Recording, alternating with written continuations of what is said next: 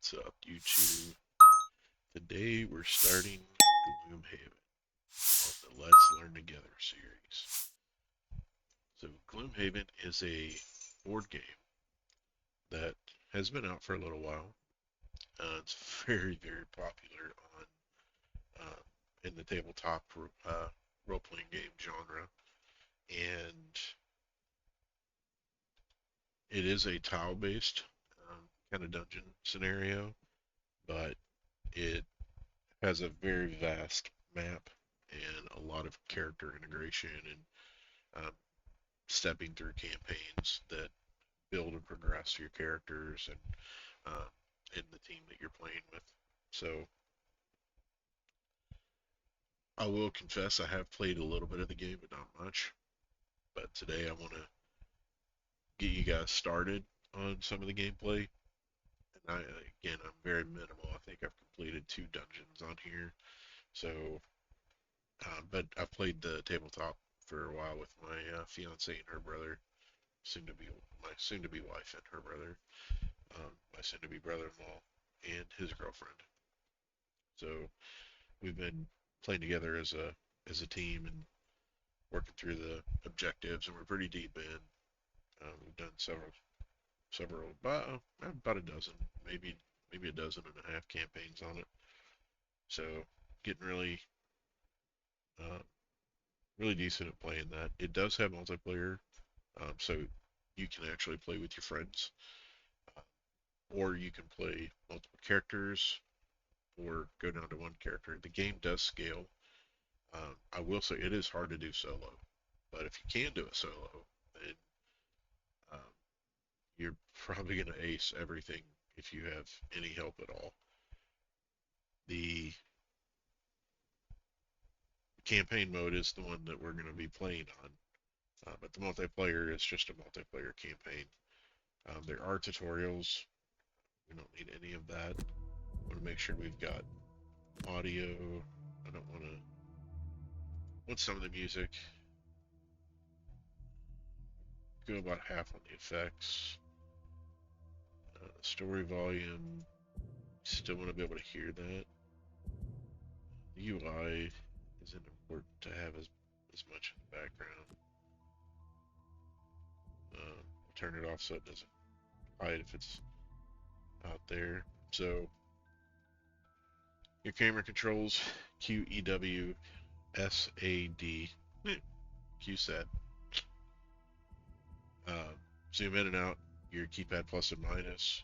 That way you can look at the tiles a little bit better. And then target controls, you can rotate, and then you select the second click hex to confirm. It's disabled right now. We don't really need that anyway. This would log all your combat stuff. If you wanted to track your campaign, you could do that. And I'm actually going to log in because I can actually. Oh, it's using the Epic. Yeah, we're not going to log in. We're just going to do campaign. And we're going to do a new campaign. So here you can select your difficulty. You can name your guild. I would say if you're doing this solo, you're going to want to name it whatever your campaign name would be. So call it GG. Let's learn. I don't think it'll actually have to do an apostrophe. Oh, it will. Together.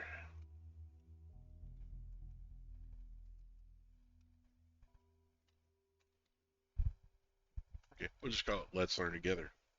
And difficulty, we're going to run it on normal. And so there are ability enhancements. And what it's referring to is the original versus updated. When it first launched, there were some original uh, enhancements, but in this case you can read here, permanent enhancements will affect all current and future mercenaries of the same class. Enhancements cannot be sold. The updated is temporary enhancements will affect individual mercenaries and can be removed to regain 75% of their original cost. The costs have also been rebalanced to encourage experimentation. So as you're upgrading, um, your enhancements for your mercenaries, your characters, then instead of it spreading to the same class, in other words, if you play, because these characters are all going to be either you or whoever the people are that you're playing with. If in that campaign you set up uh, say a rogue with certain options, so uh, I think there's a rogue thief, and if you do that one, then you basically that character's always going to have those enhancements. In this case, it allows you to sell it back so you can get your coin back, and then be able to use that further on down the line as your character progresses. They found that after they had launched, that was something that really hindered the progression of the gameplay, so that's why they added the updated version. We're going to do the updated.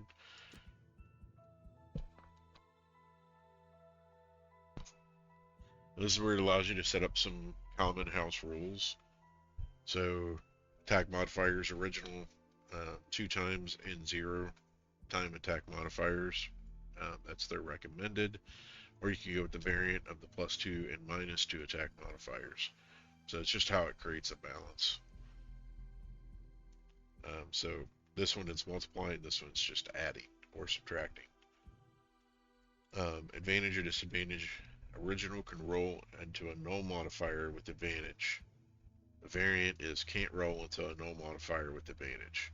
So what it's talking about is whenever you are attacking and you flip your modifier card over, then if it's a null, then normally your attack would just be null. You still technically make the attack and you'd perform the rest of the actions on the card, but you would basically not be able to make an attack. You wouldn't do any damage unless the exception is if they had poison. If they still had poison because you attempted an attack, they still take 1 damage. Um, this is a little, since I'm playing solo, I'm going to take this because if I do have advantage, now keep in mind this isn't just for you.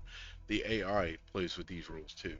So that means if you can't roll a null advantage, if they have advantage, then you they can't roll a null modifier either. So you won't get any null attacks. So the original line of sight rules and center hex line of sight means that the original line of sight was that if any corner, any side of your hex could make the shot, essentially. So if you're using, this is only really for ranged attacks, but if you could technically make that shot from any line on your hex to that line that they are in the number of spaces that you were allowed to shoot with range, you would hit it. Now what they're doing is they're actually going from the center of the hex on this one, so that from center of hex to center of hex to center of hex. So your sights have to be a lot more lined up. So there's no technically any corner around the corner shooting, just because of one hex lined up and you were blocked by a corner. So those help. Um, Summons movement. So in the original, the summons had no focus and no move, and the so this is referring to their AI. So it says if there are no enemies or no valid path to a hex from which the summon can attack an enemy, the summon will not move. That was the original. Then the variant is no focus, move choice recommended. If there are no enemies or no valid path to a hex from which the summon can attack an enemy, the mercenary who summoned them can choose whether the summon will move towards that mercenary or will not move. So the movement would have to either be towards the mercenary that summoned them, or they won't move at all. So you have those 2 options. What it's referring to is if you have a summon, uh, think of it like a minion. You summon a minion, and that's there to do your bidding, and they're really low health, but they actually they give you an additional attack option and can kind of act as a shield if you can keep them up with you. If there were no enemies on the board for its AI to target, then what would happen is the game will allow you under this option to actually take that summon and move it towards you one tile or however many tiles of movement that it's allowed, and or decide to pass on that turn. Originally, it didn't focus anything and it wouldn't move. It would just stand still if there were no enemies. The bad thing there on the original was that if you killed all the enemies and you're making your way towards the door, your minion isn't coming with you. So by the time you get to the door, the darn thing's useless because it's in the last room you were in. So, spawn monster gold drops. Spawn monsters do not drop gold on death. Recommended. So the variant is spawn monsters drop gold on death. So what it's referring to, it isn't referring to the ones that are there already when you open a room. It's referring to the ones that where like a boss would spawn in, or a mini boss would actually spawn in new characters during the battle. So in this case, yeah, we want gold on drop. We want gold, right? So yeah, that's how you make your way progress through the game. So that's a variant that I'm actually going to turn on, and you'll see that mechanic when we get in here. I know at least the first boss that we will encounter will have that. So they've got some new downloadable content. We're not going to go through these just yet. This one looks like it's got a lot of scenarios though. And Jaws of the Lion has 25 new scenarios, 4 unique mercenaries, 10 new enemies, bosses, 22 road events, 10 new items, and 24 extra battle goals. So I don't want to enable the DLC for this round because we want to keep it basics. We'll do an expansion series probably where we'll go through some of these and start playing the DLCs as well.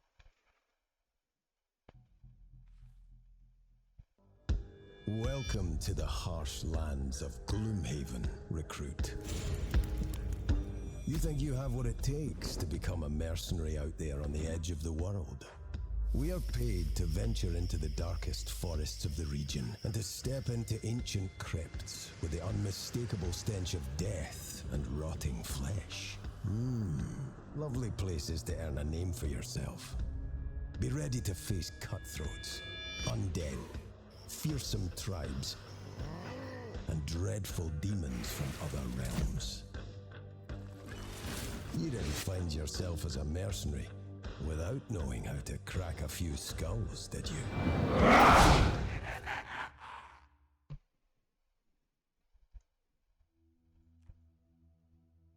Before going into the harrowing wilderness surrounding the GloomHaven, you'll need at least 2 mercenaries in your party. Okay, so they won't let you actually go in technically solo. Your party brave or greedy enough to seek out adventures in exchange for gold. So the good thing too is that you can play this game. Let me actually do that because we're going to have some text coming up. But I really need my watermark on here. So I'll just move that up there. On your left, you'll find the party panel, which is this over here. Here you'll see the basic information of the mercenaries in your party. Click on the first character slot to open the roster panel. So that's this one. So you can start your campaign, and then you can have players that join you later. So if you're doing a solo right now, but your friend may be buying it 2 weeks down the road on payday, you can go ahead and start the campaign, start building up the characters, and maybe complete a couple of smaller locations, and then they can join you at will. So it leaves the game free to come and go with people who might want to join and play it later. So, and that's also true in the board game. So I have a character that I've built on the board game, but if I wasn't able to attend one of the sessions, then somebody else could step in and fill in for me and play my character just as if I were there. Because that character's not actually tied to me as the player, and you can even switch characters with your friends while you're playing it on the tabletop. It's real easy. Um, the only thing is that you're locked in for the cards they've already chosen. So those are a part of the character. So it's not like you get to do a reset on the cards technically in the board game. The in the PC game, I don't believe will actually let you reset cards either. So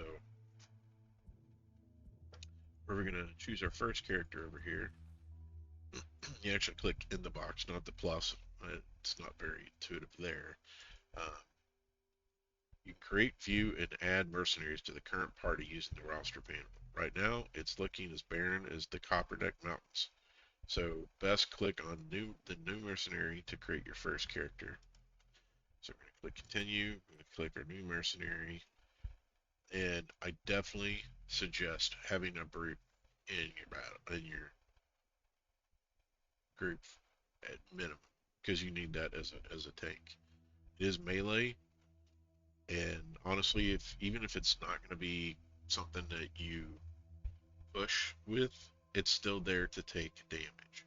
Now, I do play the brute on our tabletop version, and I tend to jump in and run ahead of everybody because I finally got some movement built up into my character, so I can jump in. But at the very beginning, the brute is going to be a very hard character to play because you're not going to get a lot of gold. You're not going to get a lot of kills because you got to get melee range.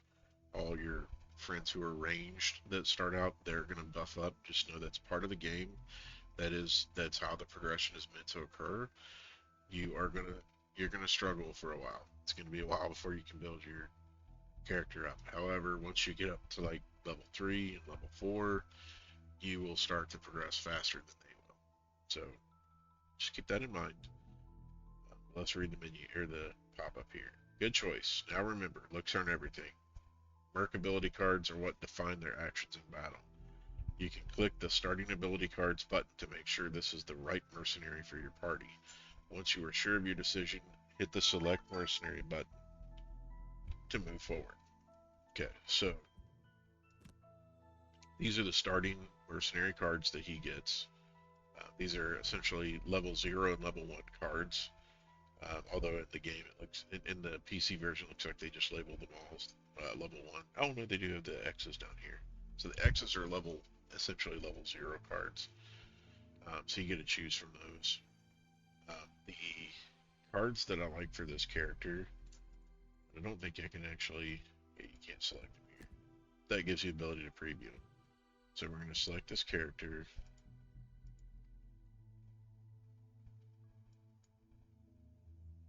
Go with Brute.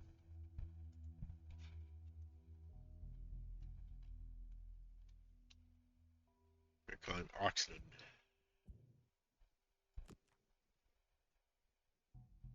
And personal quest is the mercenary's sole reason for adventuring. So this is like the reason that you desire to play, that you want to be a part of this and want to fight. Once the objective is complete, the merc will retire. So when you're playing, especially the board game and the PC version, once you turn this card back in and you say it's completed, that mercenary gets retired. Um, Once they're retired and you've burned that character out, you move on to a new character. So in the board game, if you were playing as a brute and then you finish that personal quest, you turn that card in, you get a certain little bonus, and then you get to choose a new character, and then you start building that other new character. That's how the game's designed to progress, and that character can't be pulled back out of retirement. That campaign, you could start a new campaign and still use that character, but um, with the tabletop, you get a mini. You can paint it. You keep all the character stuff in a box with it. So, though farewells can often be bitter, sometimes things have to move on to give way to new horizons. Completing personal quests and retired mercenaries is the primary route to unlocking new character classes. So you start off with a limited amount of character classes in the PC and the board game, And as you progress, the new characters that you're unlocking are meant to progress the story of the game and the engagements you're going to have in the campaigns. And you will eventually need to do that because the characters that you're currently playing will not be able to compete with the higher end characters, the higher end monsters and stuff you'll go up against. So click continue. So we get a pick from our personal quest. You get a pick from two. So, a study of anatomy. Experience your party members becoming exhausted 15 times. The body is a fascinating subject. How it works, what makes it tick, and there's so many races to study. Just imagine if one could examine anatomies under stress to find what their limits are. Sure, there are cadavers at the university, but they're so lifeless. The best way to learn is to get dirty and experience the action firsthand. So this one, if we took it, it would have a character unlock, and it would also have some prosperity, and that tells you the character that it'll unlock. So that's the next progression. Aberrant Slayer, kill one flame demon, one frost demon, one wind demon, one earth demon, one night demon, and one sun demon. And the unlock for there will be that character, and I'd have to look up and see exactly which one that is, but we'll see them here in a bit. So that one's looks like maybe a tinker, and that one's I can't remember what that one is, but that's probably some kind of range character, rogue. And then you also get prosperity. So your campaign's going to track with prosperity. You can donate to the temple and boost your prosperity. The game also has reputation in it, so you want to be mindful. And different road events and city events can give you different things in there. Put that back down here so you guys can see the text if you like. So, since birth, you've heard the story of a time long since past when demons roamed the earth and preyed upon the weak. Your ancestors drove them back. You always thought this was just a story until now. Demons are real, and it falls to you to continue the fight. Objective: kill one demon of each type from the base game. I think this is the one we're going to go with, because I don't like seeing my friends get exhausted. That's not a way to become a good player. That's one merc sorted. You'll need a minimum of 2 mercenaries before you can go out and seek an adventure. It's important to build a party of mercs who complement each other in battle. Click on the second character slot in the party panel and create a new character. Know that you can't have more than one merc of the same character class in the party at the same time, so be sure to create a different one. So we already have a brute, so we can't have another brute. So now we're going to go up here and click on new mercenary. Can't have a brute again. Tinkers are really good, and you see these icons they have that kind of identifies like who they are and what they do.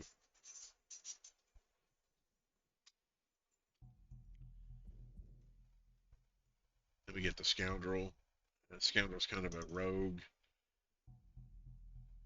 kind of plays by the seat of their pants. The role is technically melee damage, but they do have a few range cards.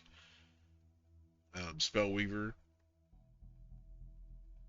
is, well, here, I'll just read this. Spellweavers are orchid sages able to draw forth powerful natural forces and craft them into concentrated attacks. They are great at dealing out damage at range, but due to their low health are pretty fragile, so keep them out of combat. The Spellweaver's most important ability is Reviving Ether, allowing her to burn more cards than other characters and recover them in an adventure, but be careful not to use it too early. Our scoundrels are self-serving and opportunistic. They believe that everything is theirs and they will do anything to make sure it becomes so. She excels at high damage melee attacks, identifying lone targets and also gaining bonuses from working close to her teammates. She is a loner, however, so don't expect her to help other party members apart from killing their attackers. The Tinkers are quattrels. who are experts in crafting all manner of gadgets and elixirs, often using these tools to brave the wilds, hoping to uncover ancient curiosities. One of the best starting classes to have in a larger party, he has a wide array of abilities that affect enemies or can help allies. His summons also can take some heat away from the allies when the situation requires it. The Cragheart. Craghearts are Savas who are exiled for being incapable of mastering an element. Their core is shattered to mark them for life. They have a wide range of abilities and reasonable health, meaning they can be used in a defensive melee role, as a ranged damage dealer, or even a healer in a pinch. Prioritize using earth mana to get the most out of their abilities. The Mind Thief makes terrifying opponents make terrifying opponents though through the use of psychic assaults, sharp blades, and swarms of tiny teeth. The Mind Thief has a unique augment system, allowing her to add effects to all of her melee attacks, and later her ranged attacks also. She additionally can control enemies and summon minions to give access to a lot of different gameplay options. Be wary of her low health, however. So we need a second character. The Scoundrel is very much melee. Does have a few ranged attacks. So very few ranged attacks though, and especially I think starting out maybe none. Lots of pulls though.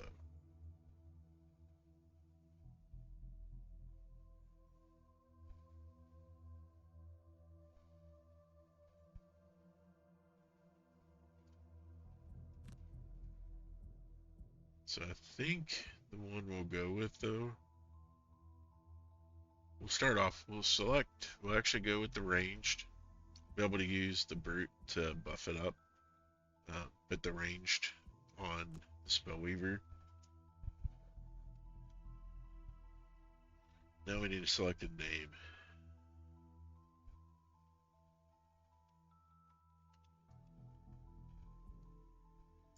Go with Kalari.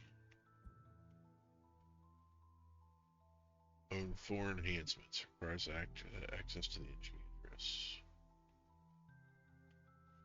Sure, GloomHaven may not be the coziest place, but that's perfectly fine with me. It has so many other things going on for it. Namely,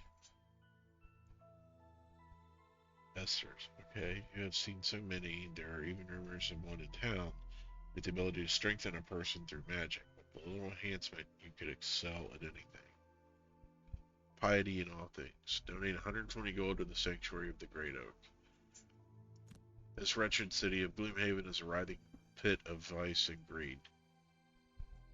You feel your lungs blacken with evil just by breathing the air, but still you agree to help out the fledgling Great Oak Sanctuary. So you must be strong. You will venture into the dens of sin surrounding the city and contribute as much as you can to raise the city's sole beacon of hope. Okay. That one unlocks the character I couldn't unlock before, or that I didn't select. So we'll go with Piety as our personal quest. Before heading out on your first quest, you should gear up. After all, it is your first time out in the open. You'll notice each mercenary has a modest stash of gold.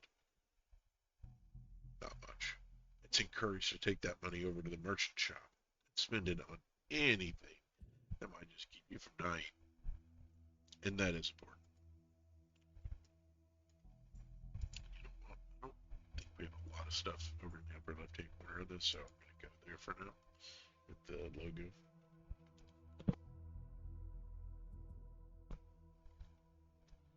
And you'll be able to see some of your quests up here when you're in the map. And then you can come down here and go to the merchant. You can only go to the merchant while you're in GloomHaven. You can't see it otherwise. Remember, each mercenary has his or her own stash of gold and a personal inventory, so make sure you click on the right mercenary's portrait before you purchase an item.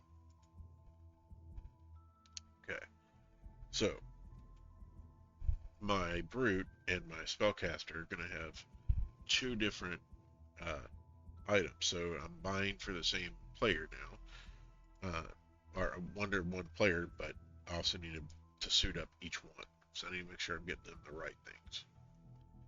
So what we're going to do is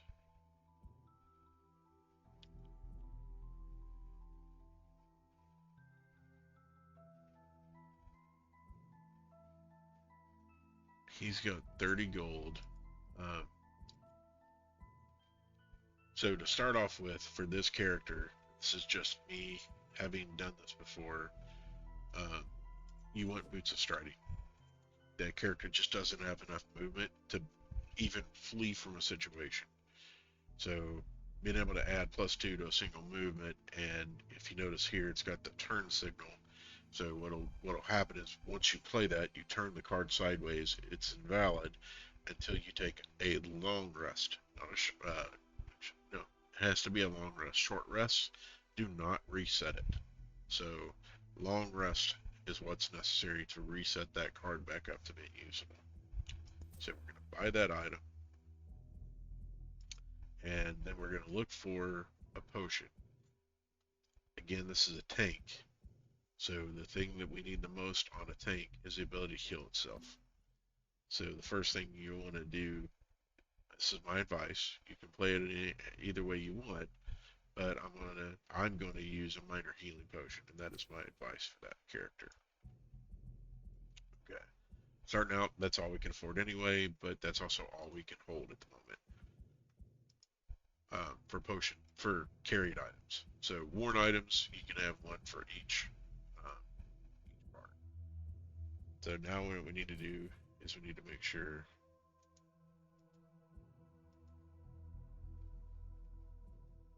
Okay, 2 of 6 equipped. All right. So now we're gonna go down to our spellcaster, and I haven't played this character, so I can tell you some of these are gonna be good. Spellcaster, I believe.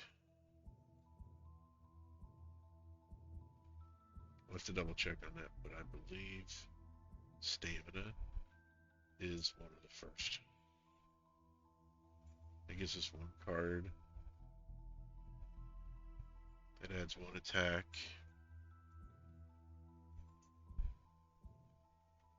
It is kind of a glass character, so we're going to go ahead and buy the stamina potion. That way you can recover a card. And then you also need to look, these are how many, so in the game, there's only so many boots of striding that exist. Now, as you go progress through the game, it'll unlock more of those options. So those are possible. Uh, this character's already got some decent movement, and so I may end up going with. Uh, it's got decent movement. I don't know if I really want to do that. I think.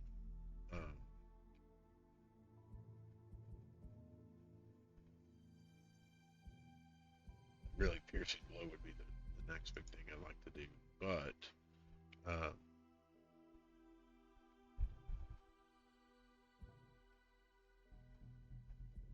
I actually think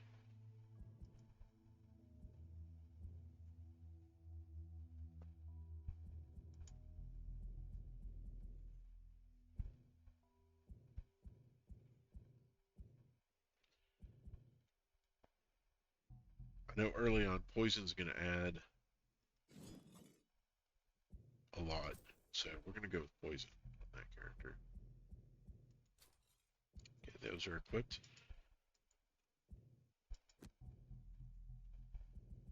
And you can also go in and sell items.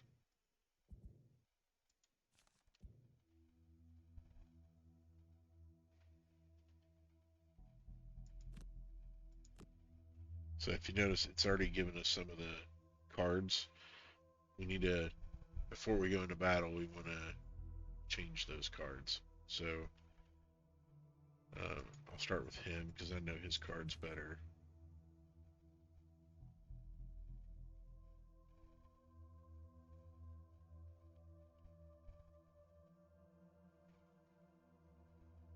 So when you're looking at the cards, I'll take this one for instance.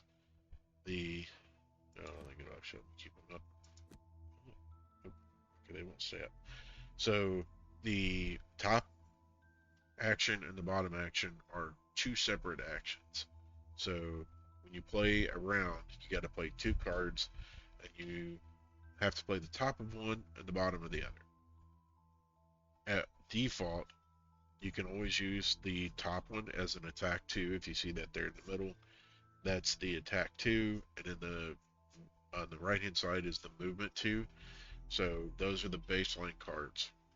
If your card is a burn card, which is indicated on the retaliate 2, shield 2, I get 2 XP, and that's for the whole turn. So for every attack, every time would get attacked on that one, I would get 2 XP. That would last the whole turn, but then at the end of that turn, that card gets burned because of that burning icon at the lower right hand corner of that action.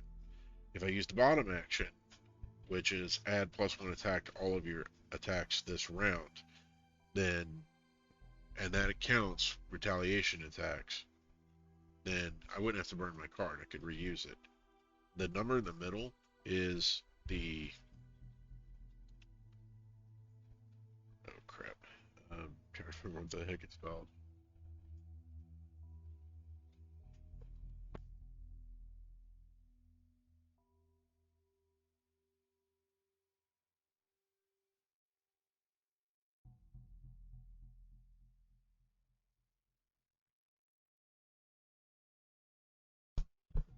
Okay, so the middle number is initiative, and lowest initiative makes their movements first. And when AI are attacking, if you were if say they had a range of 3 and they're attacking you, and you and the other closest person are both 3 tiles away, then the person with the lowest initiative would get attacked first. So initiative comes with the ability to make that move first, but then it also comes with that risk of you may get attacked as you're going through this. So early game, I like that card. The problem is that late game, it really sucks because you got to burn it. Skewer is one card that I like.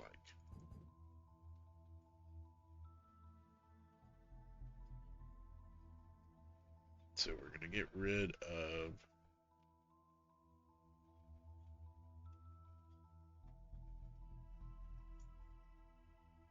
it gives me a lot of movement, but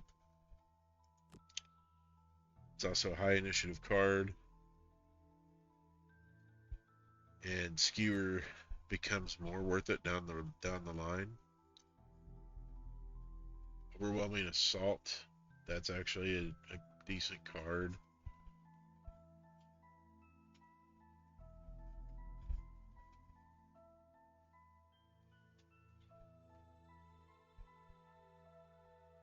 This card's awesome, but to be honest, it's rare to be able to attack all 3 cells in the range.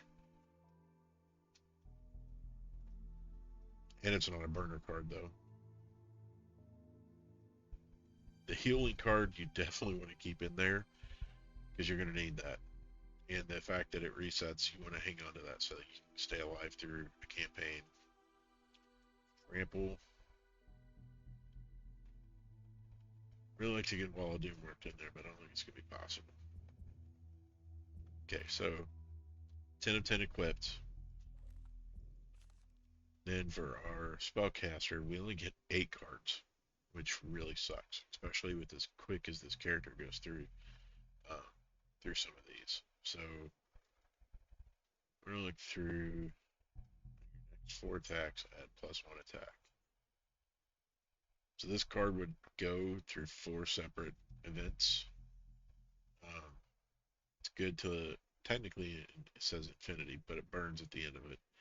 If wind is out as an element, then you would add +2 attack instead. So if wind was out, you get 2 attacks starting and plus your modifier. Hardened Spikes. Give us Retaliate 2. Aura Effect. Affect self and all adjacent allies with Healing 1. Also get a Move 3 Shield 2. But it can only be used once. Affect self and all adjacent allies. Oh, it's not a healing card. So if the leaf is out, you also gain Retaliate 1. Plus 1 Retaliate. So it'd be Retaliate 3. That's not going to be very effective at the very beginning. The heal 3 with range of 3 and the being able to summon a mystic ally, that's probably going to be one that we want to have. So we need to pick one here to sacrifice for that. Definitely don't want to sacrifice that one.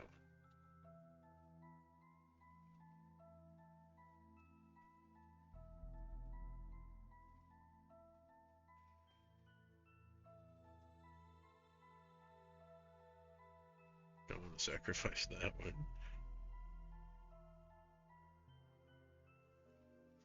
That would allow the character to be able to heal my other character, but honestly, this one, being able to use that's going to be a lot more helpful. The heal 3, range of 3, that's reusable, so after a long rest, we'd be able to do that. So, yeah, we're going to stay with that. Okay, when ready, click the world map button below to return to the world. Okay. GloomHaven isn't known for its well-mannered folk and good Samaritans, but there is a lot to gain from its city streets. You can choose to partake in city encounters by clicking this button below. It's encouraged that you do this whenever you're in the city, as they often give good rewards. Continue. If you ever find a quest that looks too hard or one that you repeatedly failed to complete, the Temple of the Great Oak can grant you its blessing for a fair price, of course. You can choose to access the temple using this button below. Okay, so that's that button there. The first quest location is marked just north of GloomHaven. You'll see it flagged with an icon. As you progress, more quest locations will appear across the map. To keep track of them, you can use the quest log on the right-hand side of the screen. Click on the Black Barrow or the entry in the quest log to select the quest. You can embark upon a quest with up to 4 mercenaries, but the more mercs you bring, the more dangerous the quest will be. Once you set out for a quest, you won't be able to change the members of your party until you return to GloomHaven. So if you do have a character that you want to add, you've got to wait till later to do that. So click continue. You have to be back in the city. So we're gonna do a city encounter. Returning to GloomHaven. With your latest haul of treasure, you approach the market in search of a good trade. Unfortunately, there are only a few visible stands around that are not yet packing up for the day. A robed Savas catches your eye. It has a few strange artifacts on display, but you approach with no great expectation, hoping your goods will fetch a decent price. The Savas silently nods as you approach, picks through your haul, and lifts up a single item, holding out a small bag for you in exchange. Pouring out the bag's contents, a single rectangular black and white coin lands in your palm.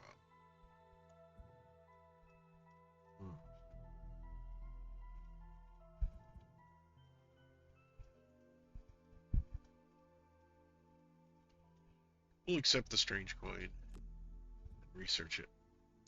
You calmly assess that the coin may possess much more value than it appears to have. You head to the university and spend hours looking through old records to no avail. You end the day in a tavern, easing the frustration with a drink and loud laments about the coin. Those markings are very interesting. You look up to see an Esther standing over you. They describe a special meeting place. I can show you where. Ooh. We unlocked a location. Temple of the Eclipse. Okay. So we're also going to go to the Temple of the Great Oak. We have no money, but I just wanted to be able to show you this. This is where you can put in 10 gold and you get 2 blessings. So mercenaries will be blessed every time they give a donation of 10 gold to the Temple of the Great Oak. A blessed mercenary will gain 2 additional ×2 attack modifiers in the next dungeon. Remember, each mercenary has his or her own stash of gold and a personal inventory, so make sure you click on the right mercenary's portrait before you donate to the temple. In this case, they're both broke, so I'm not going to worry about that. So next up, we want to do a world map. These are our quest locations, so we can see. Then you can zoom out on the map, and this is all we've got exposed of it so far, so that's all it will let us see. So click on the Black Barrow. This will tell us a little bit about our enemies that are going to be there. So now might be a good time to go through the mercenaries' ability cards and inventory to make sure they are battle ready. In the quest description, you can see the enemies you'll face hovering over them or reveal their stats. So we'll have a bandit archer.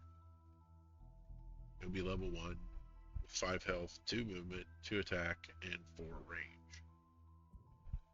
Bandit guard, which is level 1 with health 6, movement 3, and attack 2, no range. Now, don't be fooled by this. This character could draw a card that has range on them for their attack sequence. So that can happen. Living bones. These will become the bane of your existence for the next quite a few sessions. Living bones are level 1, health 5, movement 3, and attack 1. But they can target 2, and they have a built-in shield of 1. So you've gotta get around through that shield every time you make an attack. So if you're attacking for 3, technically one of those attack points don't make it through. It has reward that it doesn't tell me. Click over it. Our objective will be to kill all enemies in all rooms. So we have to go into all rooms in order to complete this one. It's not just to go in and kill the boss or whatever. So there's a treasure chest in there. So we may unlock something there. So let's go ahead and travel there. We should get a road event. Everyone needs to eat. Whatever your reason for coming to GloomHaven, out here on the edge of the world, that simple fact is never going to change. A mercenary can't fight on an empty stomach.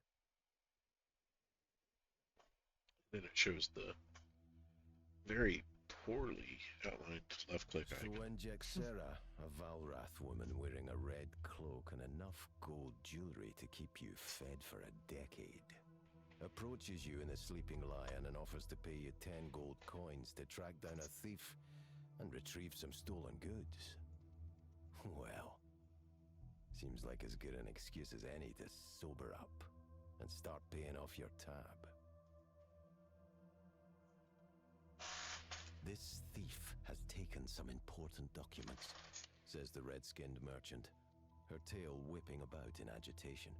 I don't care what you do to him. Just bring back what is mine. Based on Jexera's description, it was easy enough to knock around a few alley thugs and get a location of the thieves' hideout. You don't find yourself as a mercenary way out in GloomHaven without knowing how to crack a few skulls. So your target is the Black Barrow. Sounds like a lovely place.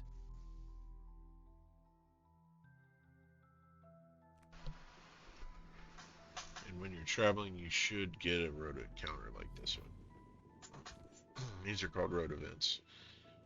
You're traveling through a small wooded area when you round a bend and find a group of Enoch's warriors fighting a band of armored humans. With all this commotion, it's hard to discern more details, but the humans look like guards from GloomHaven. You're not sure why they would be out here fighting the Enochs, though. So, do we want to help the Enochs fight off the humans, or help the humans fight off the Enochs? We have an Enochs in our group. That's the Brute. So we're going to go helping the Enochs fight off the humans. Fearing the battle could go either way, you charge into the fray, laying low the human attackers. When the dust settles, the Enochs offer you a skeptical thanks. Humans think they own this land. One of the Enochs says as he spits on the ground. We thank you for helping us with this nuisance. Allow us to bless you with the gift. the necklace of teeth. So we can bind an item to the mercenary. So it has, anytime you kill an enemy during your turn, perform a heal oneself. Um, and it's worth 40. And it's a helmet item, so we can actually bind that to our tank and confirm that action. This way, if I do get The any hill is kills, I easy can, enough to find. you know, A short journey past the new market gate, and you see it jutting out on the edge of the corpse wood, looking like a rat under a rug. Moving closer, you see the mound is formed from a black earth. Its small, overgrown entrance presents a worn set of stone stairs leading down into the darkness. As you descend, you gratefully notice light emanating from below. Unfortunately, the light is accompanied by the unmistakable stench of death. You contemplate what kind of thieves would make their camp in such a horrid place as you reach the bottom of the steps. Here, you find your answer. A rough group of cutthroats who don't seem to have taken very kindly to your sudden appearance. One in the back matches the description of your quarry.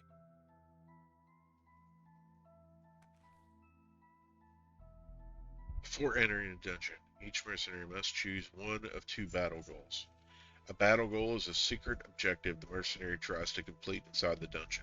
Failing it has no drawback, but successfully completing it and the scenario will earn the character the rewards shown. So we get for Oxnon, get a pick from Plunder, which the objective is to loot a chest during the scenario, or Zealot. Have 3 or fewer total cards in your hand than discard at the end of the scenario. This is such a hard to hit target, and this is probably going to be just as hard. Yeah,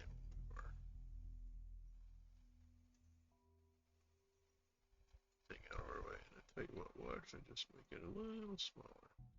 It's because we get all this text on the screen. There we go. And so I'm going to go with Plunder though, so we have a higher chance of really hitting that. And then for the Spellweaver, we're getting, for Kalari, we're getting Pacifist, kill 3 or fewer monsters during the scenario. Lord, I hope not. Or Explorer, reveal a room tile by opening a door on your turn for the scenario during the scenario. This is definitely going to happen, so we'll go with that. Enter the dungeon. Take care of these unfortunates, your target says, backing out of the room. You can vaguely make out his silhouette as he retreats down a hallway and through a door to his left. Well, it's not every day we get people stupid enough to hand-deliver their valuables to us, grins one of the larger bandits, unsheathing a rusty blade. We'll be killing you now. Joke's on them. If you had any valuables, you probably wouldn't be down here in the first place. Okay, so now we're going to pick initiative. Not only are we picking our initiative, but so are the enemies. So the enemies that are present here all get an initiative that they're going to pick. So let's see, 1, 2, so he's 3 tiles away.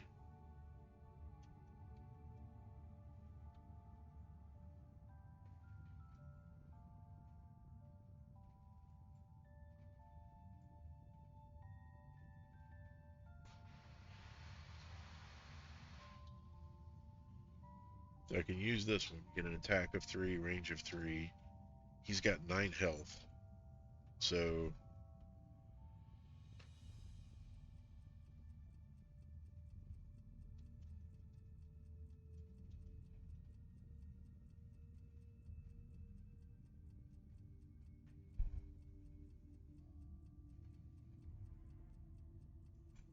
that's a burn card. I don't want to lose any cards right off the bat.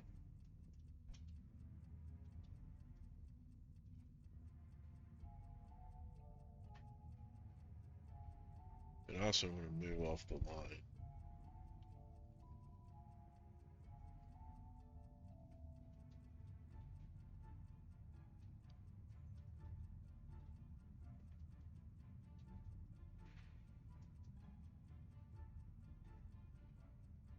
That one's probably, if I can get up here, that one's going to give me the ability to maybe target them, although they're not going to stop at just one movement.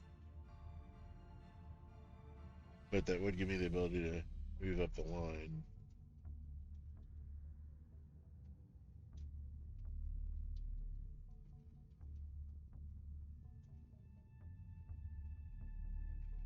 So go with that one for the movement. And we're going to attack first.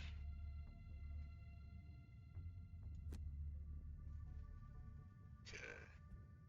And we're going to go here. And 2, 3. Okay, it's technically 4.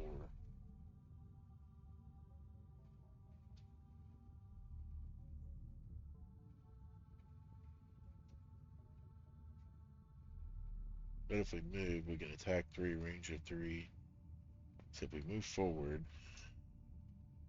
so if they get to here, 2, 3, 1, 2, 3. And actually, if we moved here, 1, 2, 3, 1, 2, 3.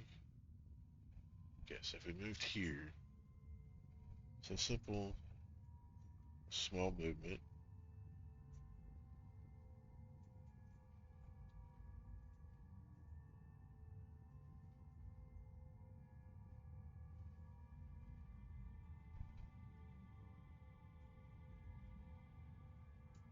Let's attack 3, range of 4. That's a card.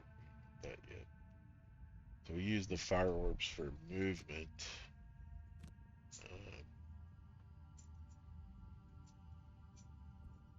Oh, actually,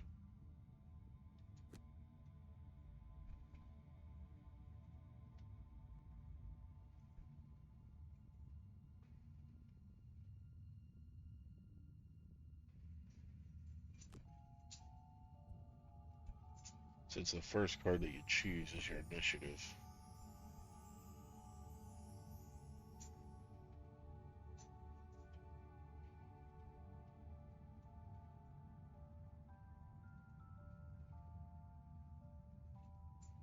Fire orbs is our attack card.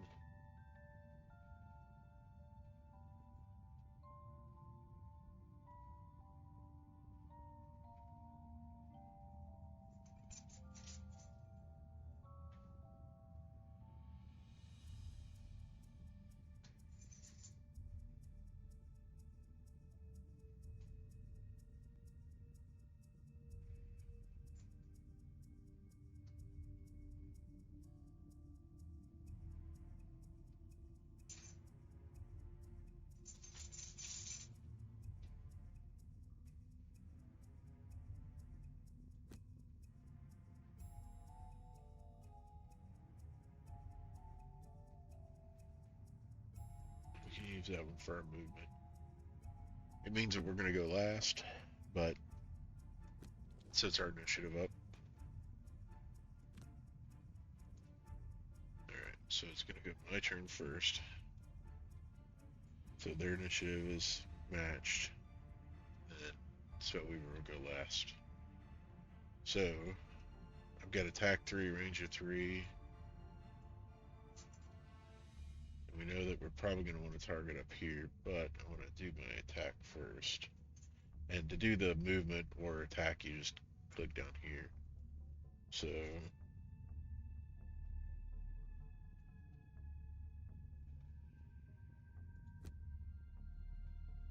going to soften him up for the blow.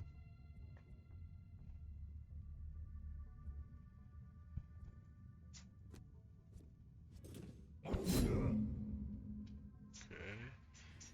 And then for the movement,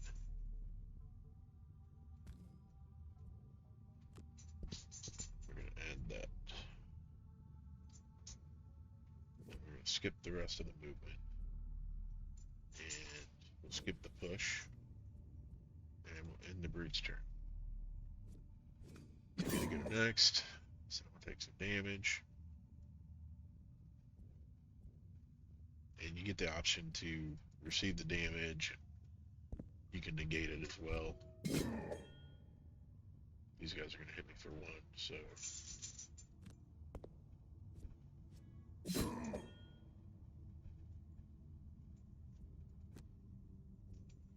Alright, Spellweaver's turn. Okay, so we're going to use...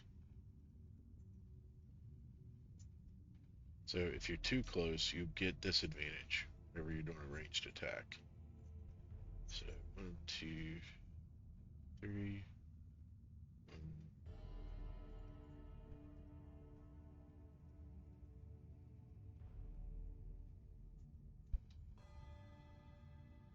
Okay, so technically, I can move the Spellweaver here.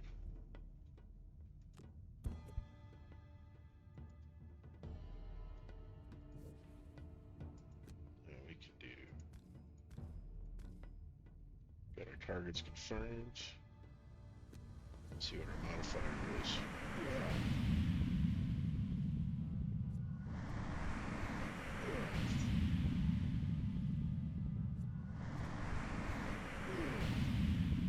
Okay.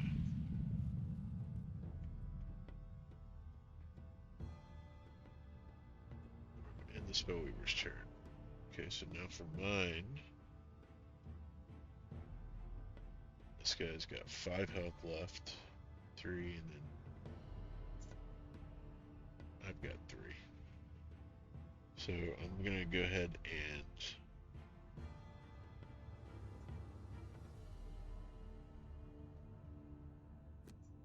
heal.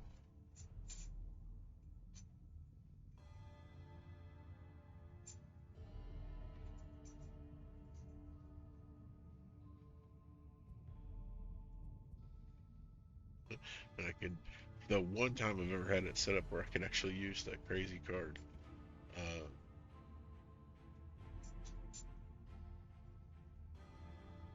So we're gonna heal for 2, then we're gonna apply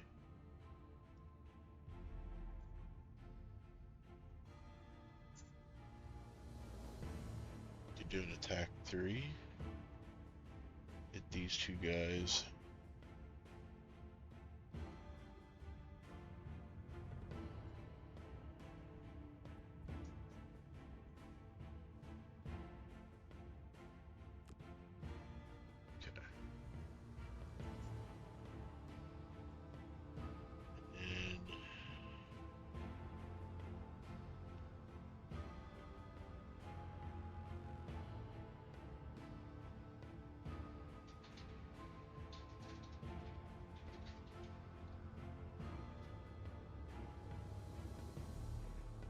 Can attack for 3, range of 2.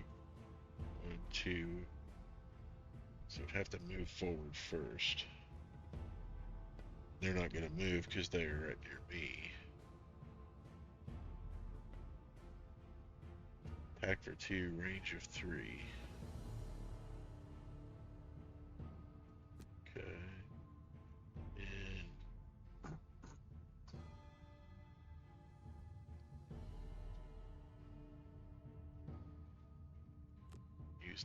use the Spellweaver to heal me.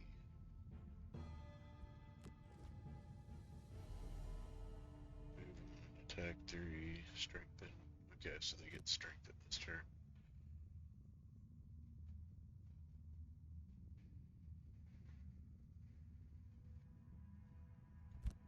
So we're gonna go ahead and do the attack.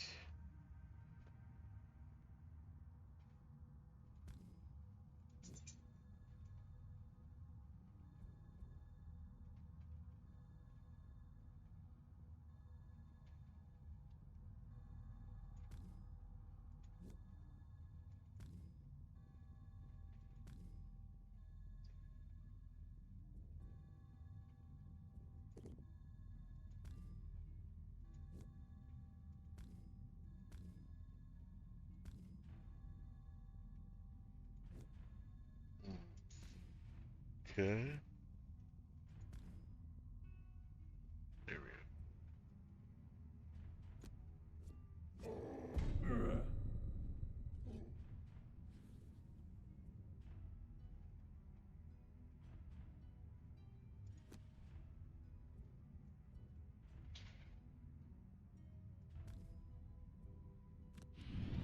So for 2.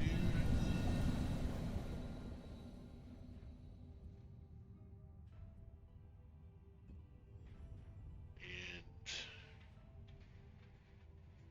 attack for 2, range of 3.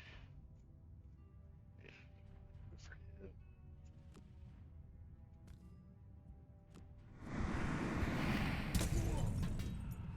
He's a gunner.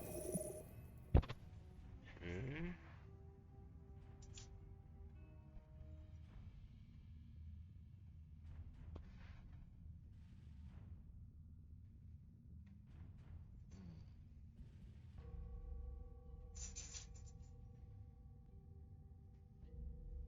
Didn't realize both those attacks are going to be on the top.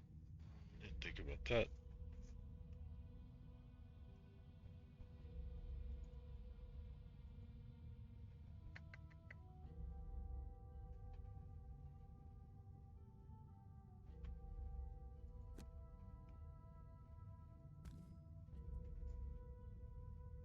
Yeah, we're good. I don't want to lose that card yet.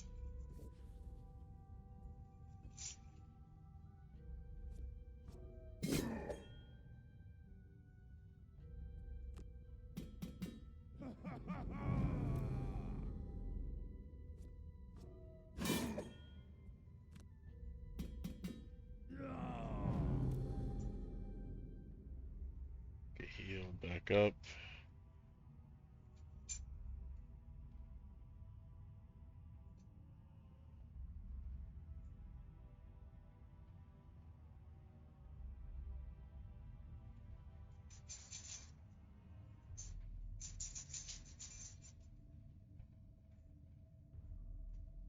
Okay, so we got the provoking roar and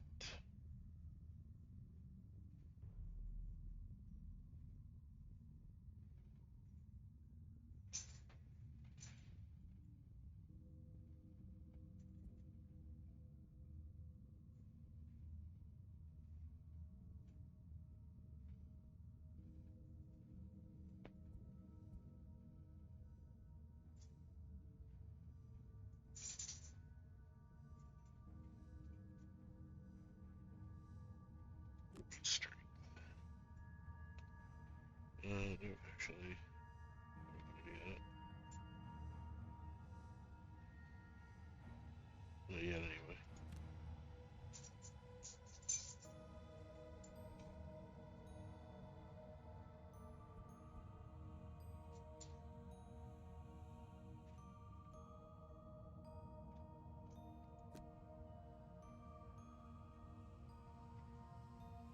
I'll do the. Go ahead and apply my shield. So a provoking roar and then shield bash. And if I've disarmed him,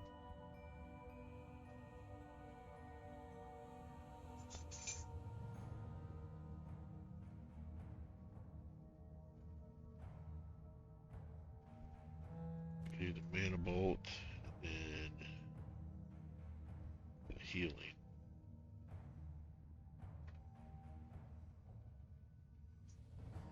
And then the flame strike. It's not a burn. Okay, yeah, it's not a burn card. 1, 2, yep.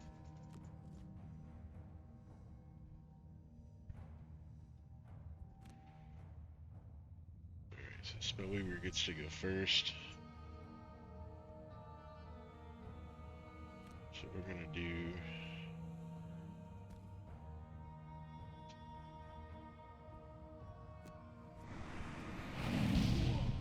Oh, we killed him completely.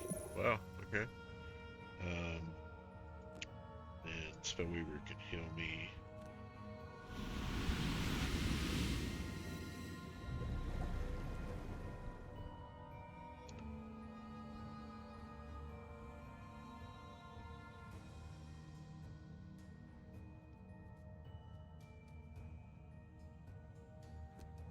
Go ahead and do the attack for 2.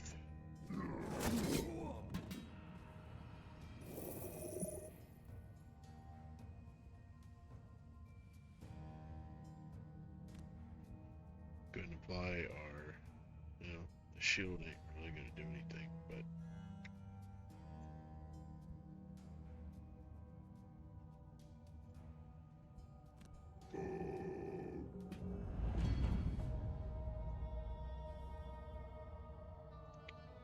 and in the brute's turn, now that it's just us two in here, I'm going to go ahead and do a long rest for my character here. And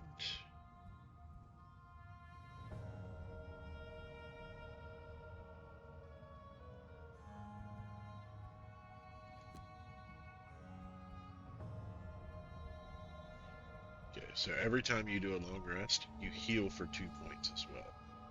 So I'll pretty much be up to where I need to be. So now I'm gonna pick a card to burn.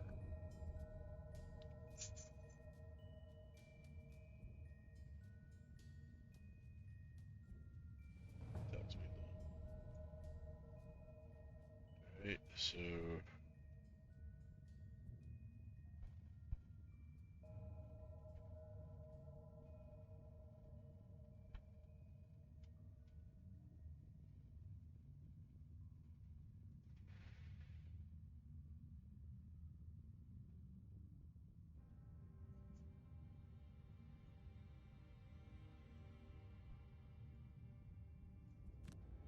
we're in provoking roar. Just gotta figure out how now to get it to show me the cards to burn.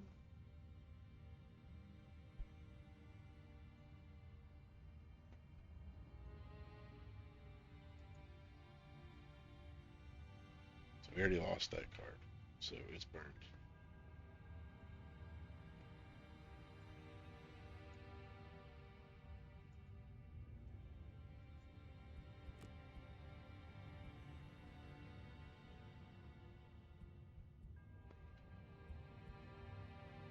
It's not showing me the cards.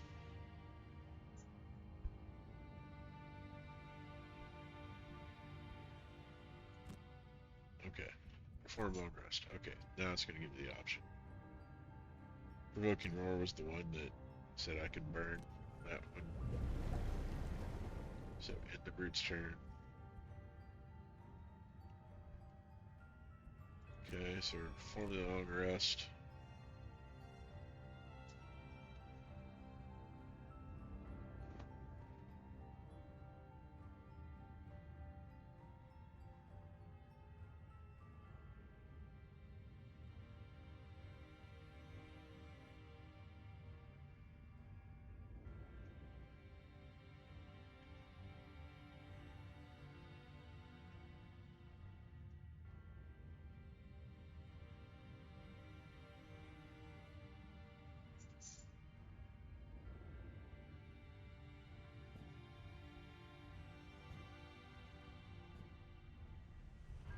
Oh, we have to choose from a discarded card. Okay, so some of the house rules you can get rid of any of the cards.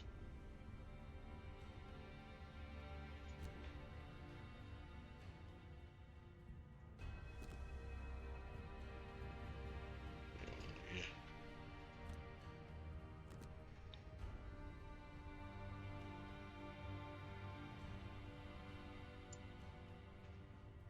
And these are both attack 2, range of 3. Their bottoms.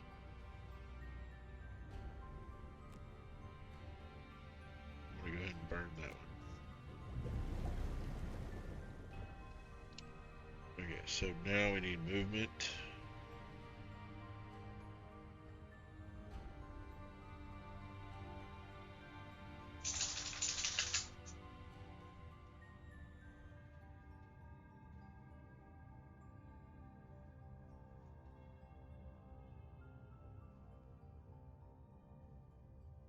We only need to move 2 to pop that door open.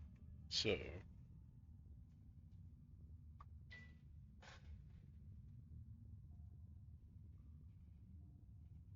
let's do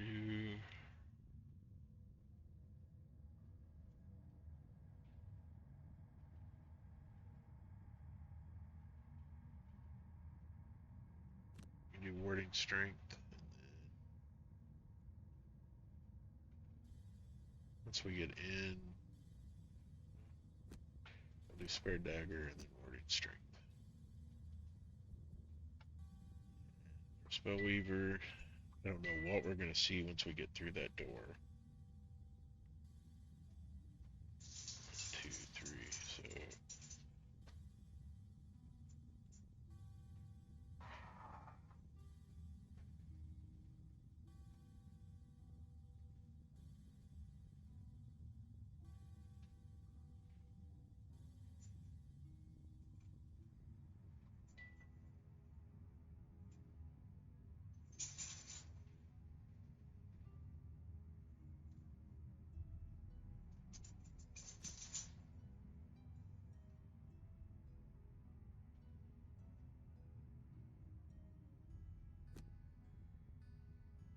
that gives me good options on both.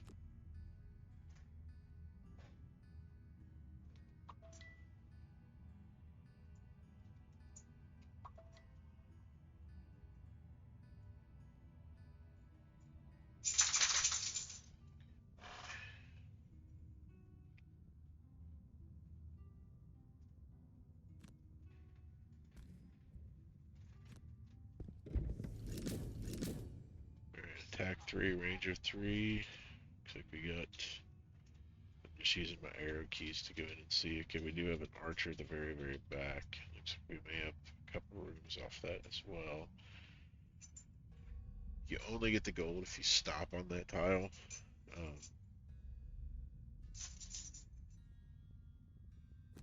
gonna attack for 3, range of 3.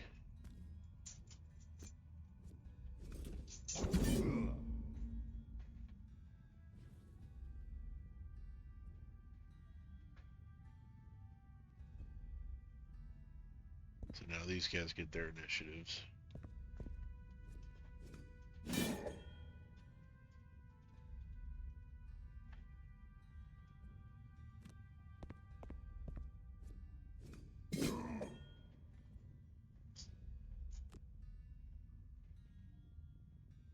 Okay, so we can heal for 3. I'm at 2 health. Or we can do an attack for 3, range of 4. Additionally, targets all enemies on the path to the primary target. 2, 3, 4. I guess full health too.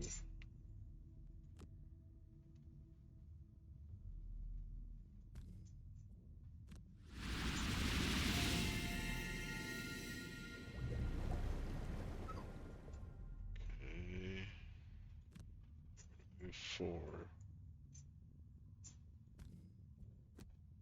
Get it a little closer. Let's get the rest of the movement.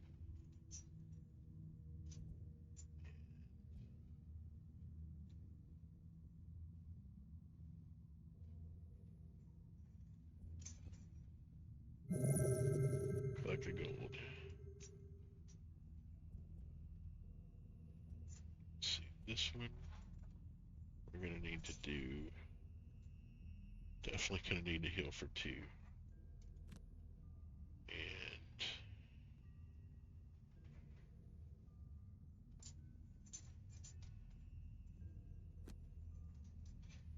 we're gonna do the leaping cleave. Hopefully, be able to nail those guys down.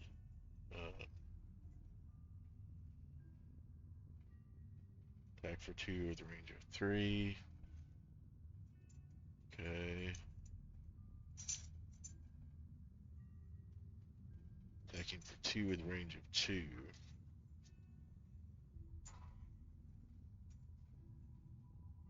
Playing the mana bolt.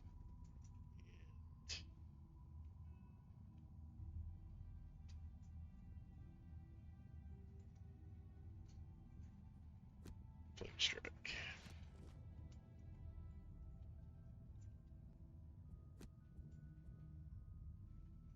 Okay, so we're gonna do kill my brute.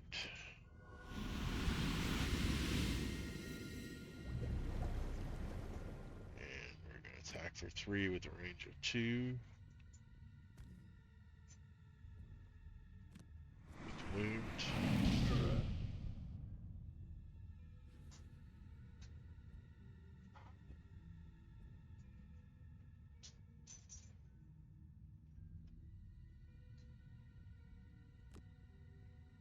Heal myself back up. This is going to be a card that we use often. And we're going to attack those two losers.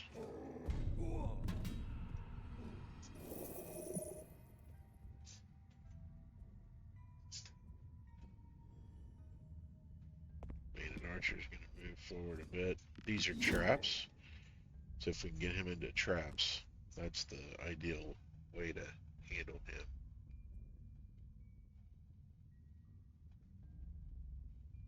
Okay, so he's got an attack for 4 and a stun. But we need to get him in to be able to do that. So we could do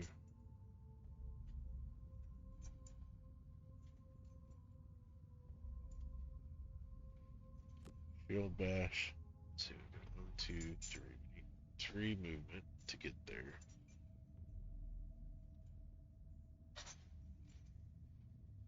We can push him into a trap as well.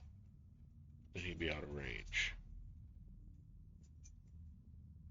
But I could push him as at the last part of the movement into that trap.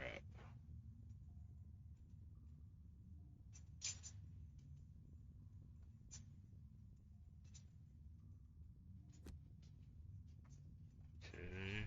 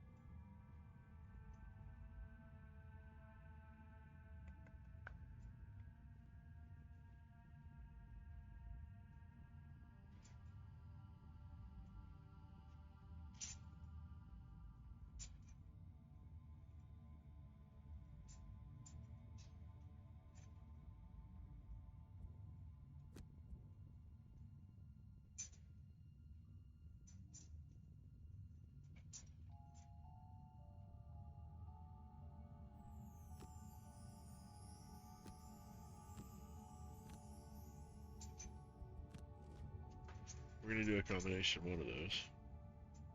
Okay, Brood's turn. So I'm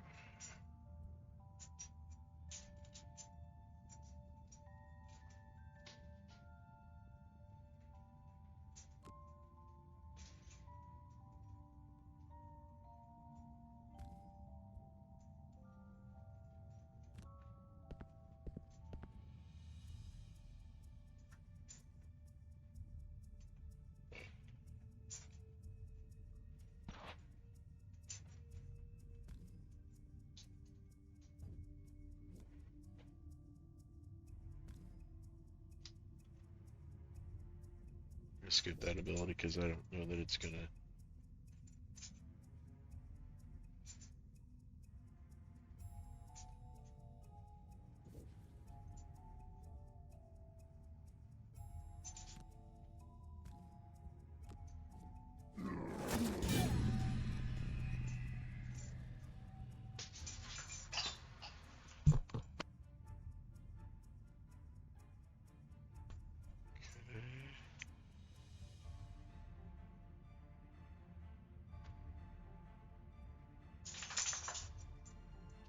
He's disarmed, so he can't do anything.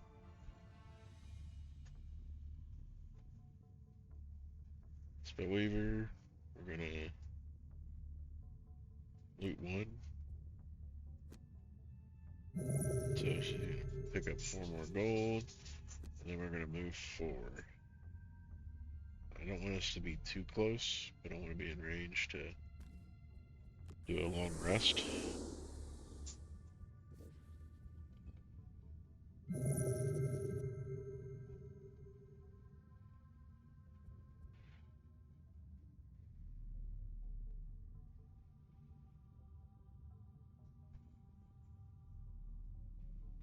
Do a skewer. Honestly, Skewer should take him out, but if I get a messed up modifier, eh.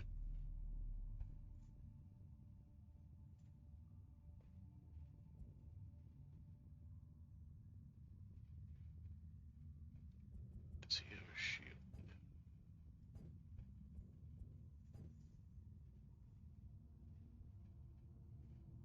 No, no shield.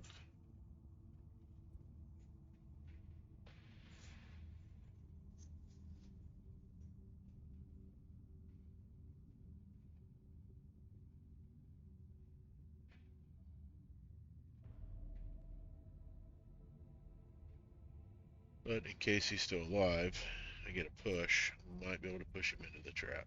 So, and then here we're gonna do a long rest.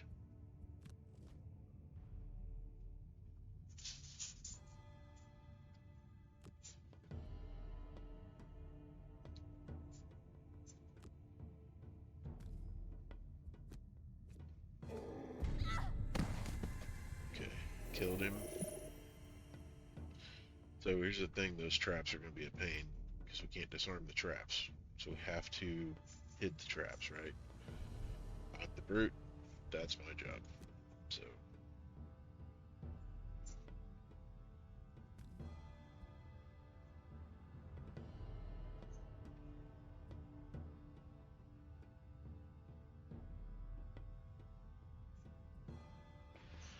however, I need a long rest to recover some cards.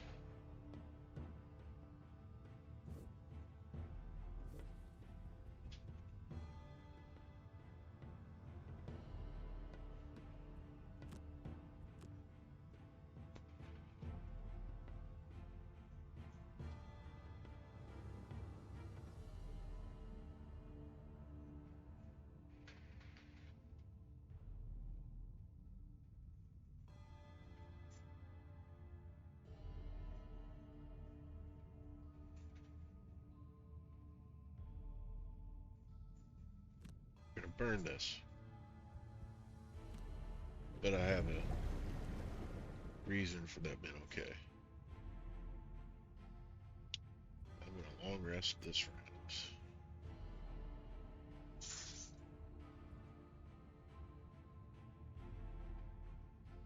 Use the mana bolt to heal, and impaling action to get close.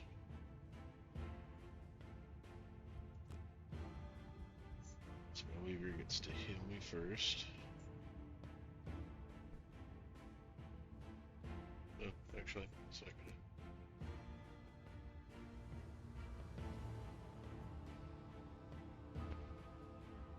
gonna. Oh, it's a heal 3 range from on. Okay. Well, that backfired fast. Uh, well, I guess we'll just heal ourselves.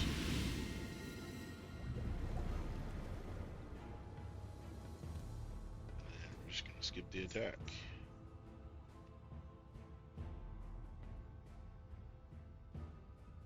So we return for my long rest and get 2 healed.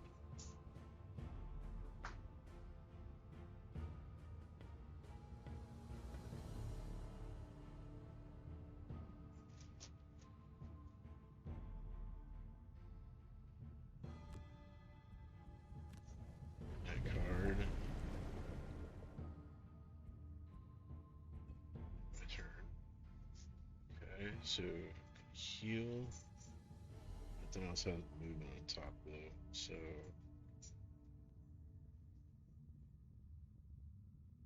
I only need 2 movement. If I burn 2 movement and then got an attack 3, range of 3, and burn that movement, which would normally.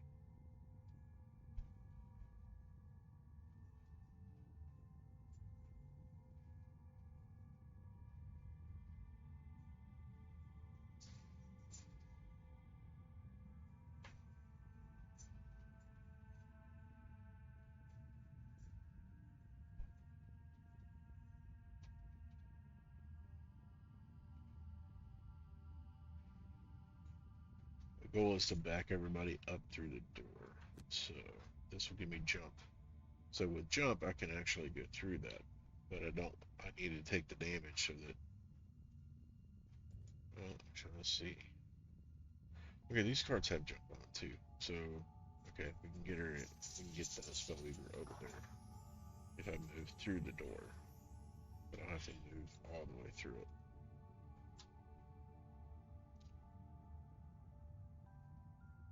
So my card will have jump. I can add my boots on if I want to jump back out and let them come back through.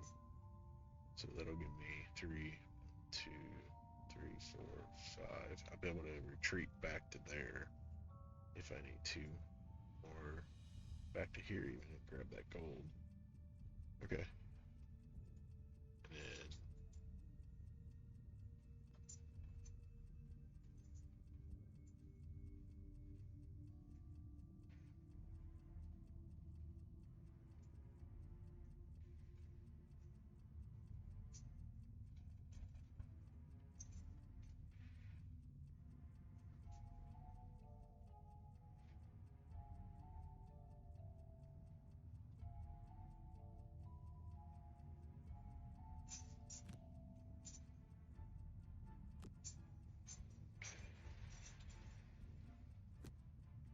okay, so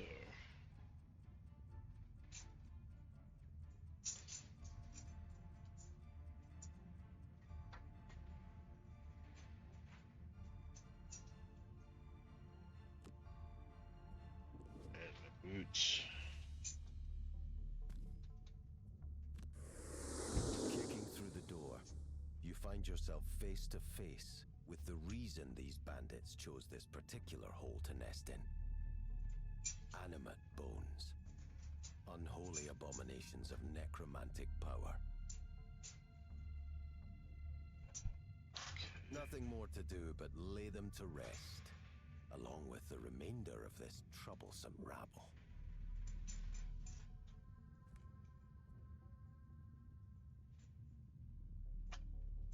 Go on in, or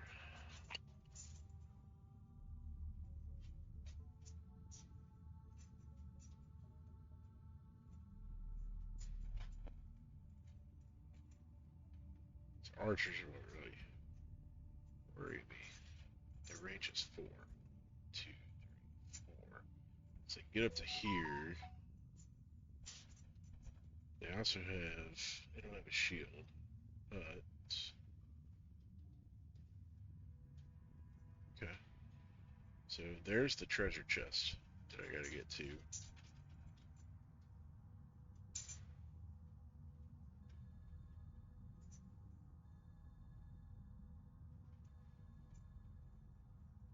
Let's see if I can do it.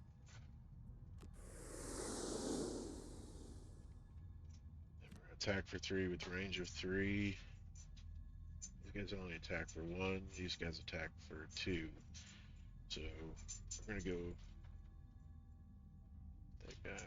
2, 3. Yeah, technically he's in range. He'll be the hardest for me to hit later.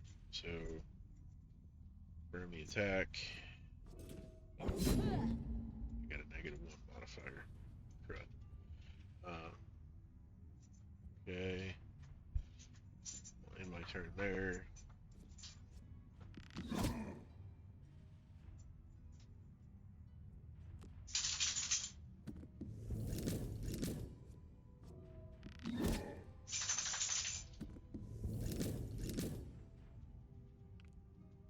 don't know why they just went backwards, but okay. All the traps there. Okay, so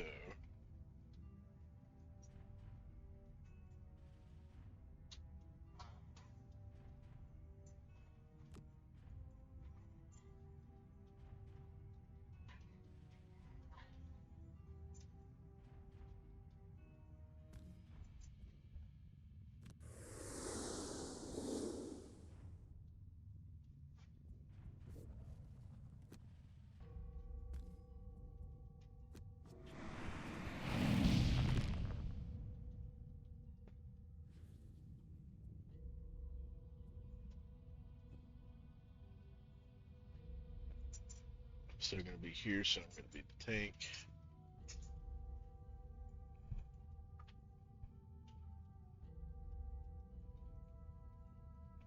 So to heal and do an attack 3, push 2.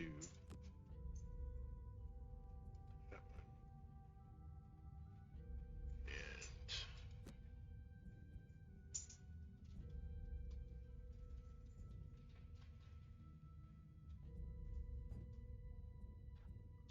we don't technically have 2 cards, so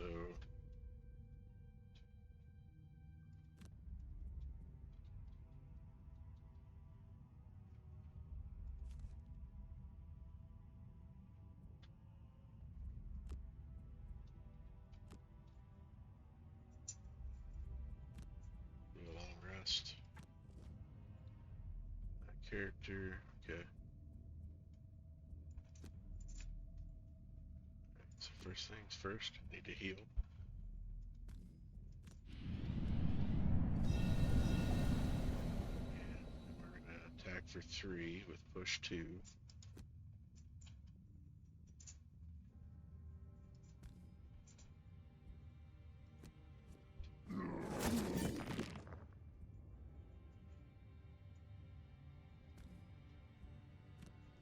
Push him, grab him, kill him. We'll heal for 3.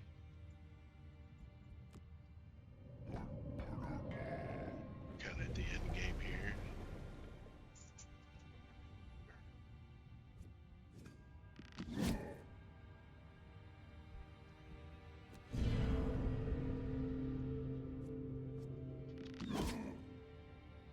And they immobilized me.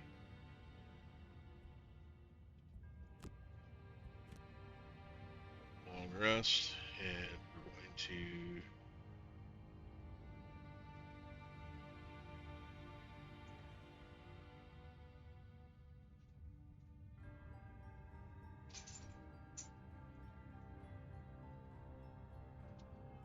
two, three, 4.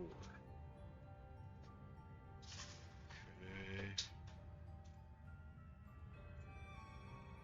Okay, we're gonna burn this one, but I have a reason.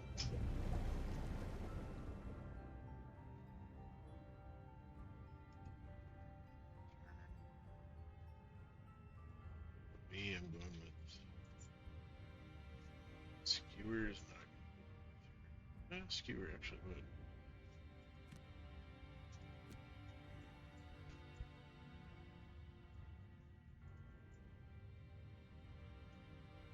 I'm immobilized though, so it's either skewer. I guess I could take a long rest.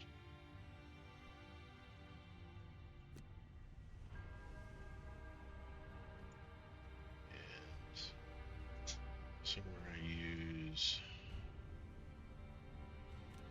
reviving ether.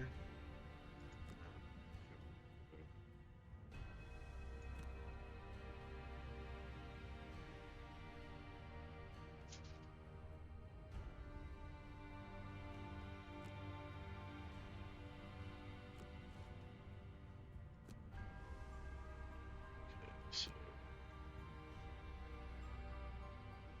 I'm out of range. Okay.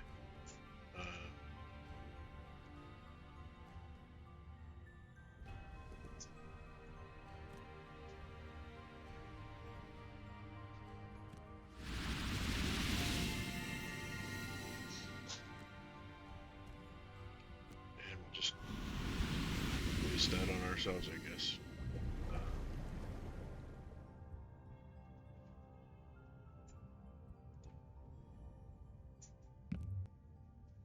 may not make it through this now. It's not tank. Burn one available card. So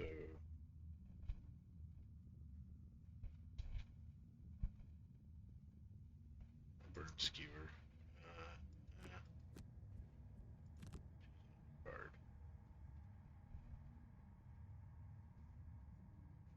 Yeah, I want to burn skewer.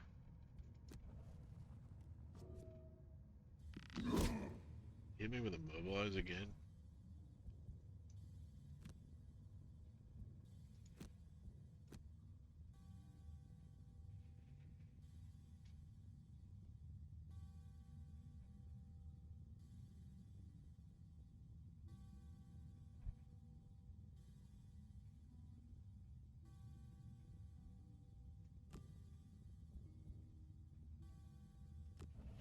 Alright, we learned that. Okay, we're gonna heal 2, and we're gonna do attack 3, range of 3.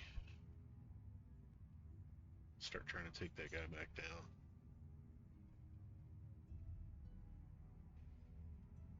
Uh, 1, 2, 3. 1, 2, 3. 1, 2, 3. Yeah, there's no way to get around that part yet.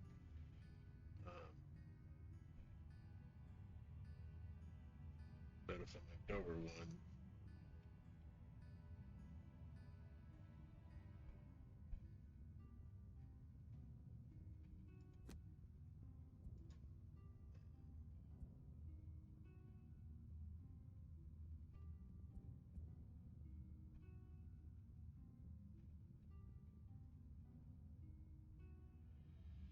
sorry, 2.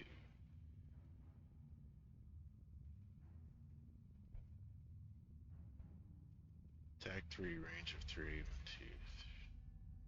Yeah, that one wouldn't be worth it there. But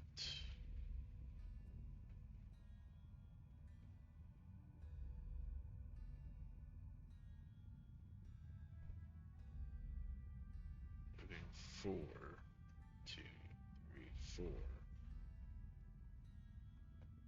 2, 2, 3. Okay. So the movement of 4,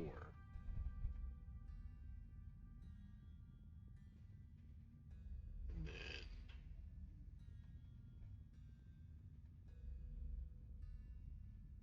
attack 3, range 4.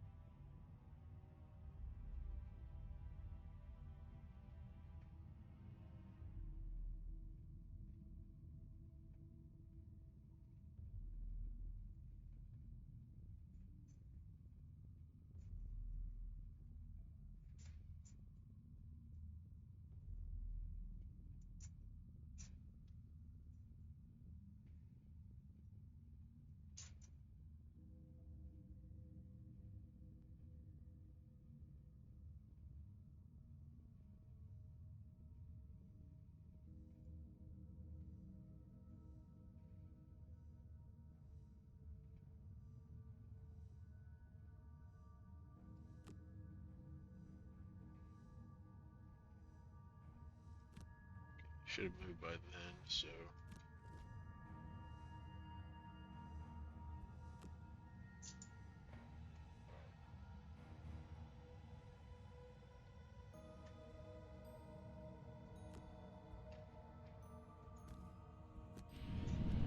get myself back up.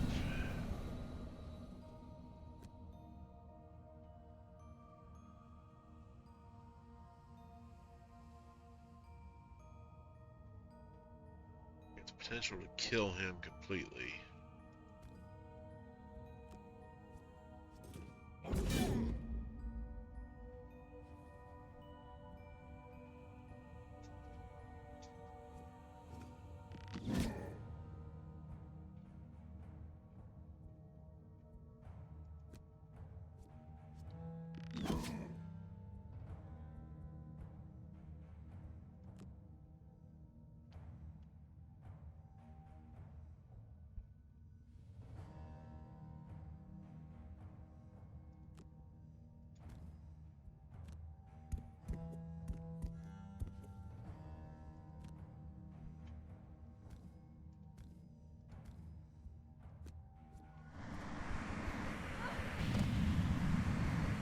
Modifiers.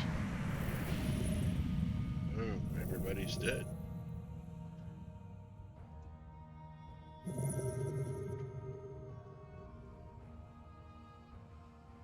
the Victory. last bandit dead, you take a moment to catch your breath and steel yourself against the visions of living remains ripping at your flesh.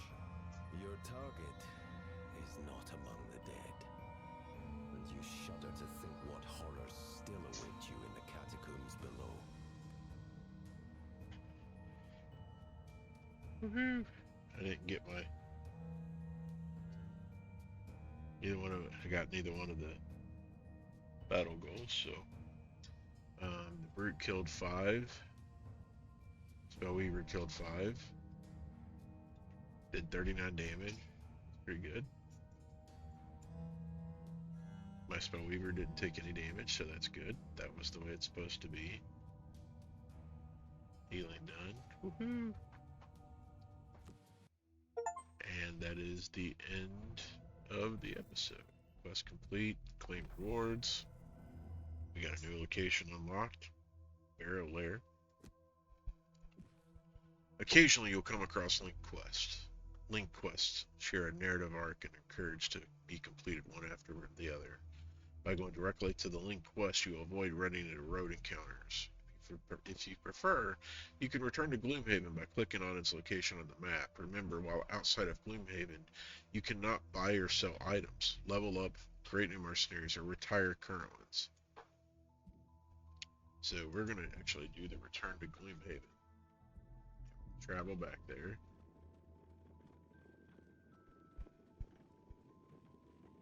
Don't get road encounters on the returns. But now that we're there, we can do another city encounter. We're not going to right now. We'll save that for the next episode. And we'll stop it there. Hope you guys enjoyed our first adventure in GloomHaven. And look forward to doing our next video together. Please remember to like, comment, subscribe, and ring the bell for notifications. Geezer Gamer signing off.